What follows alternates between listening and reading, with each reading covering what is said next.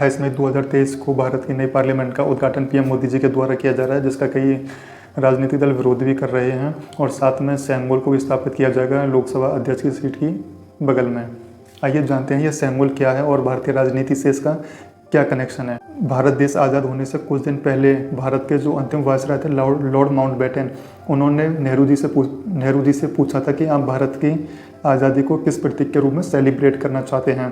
कि राय लेने के लिए नेहरू जी फ्रीडम फाइटर श्री राजागोपालाचारी के पास पहुंचे थे, जहां पर श्री राजगोपालाचारी जी ने उनको तमिल की परंपरा और संस्कृति के बारे में बताया, जहां पर उस परंपरा में एक राजदंड का भी उल्लेख होता है। तो नेहरू जी ने इस राजदंड की व्यवस्था श्री राजगोपालाचारी को सौंपी थी।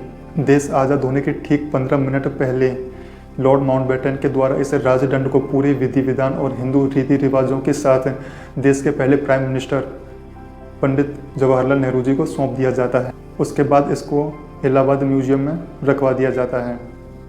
बेसिकली जानें कि ये जो राजदंड है, सैमुअल है, इसका यूज़ प्राचीन भारत में भी होता था, जैसे मौर्य साम्राज्य, गुप्त साम्राज्य, चोल साम्राज्य, विजयनगर साम्राज्य, मुगल, अंग्रेज।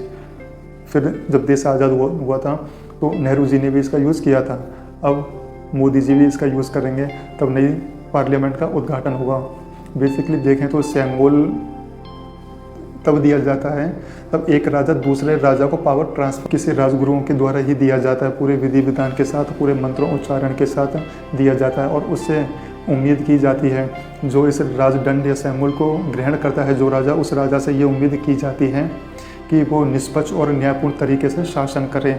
और इसको शिव के आशीर्वाद का प्रतीक भी माना गया और देवी देवताओं का आशीर्वाद भी माना जाता है। तो ये सैमुअल 5 फीट का है, जो कि अंदर से चांदी का बना हुआ है और जिसके ऊपर एक सोने की परत है।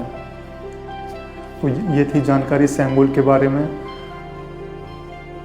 जिसको कि लोकसभा अध्यक्ष की सीट के बगल में रखा जाएगा।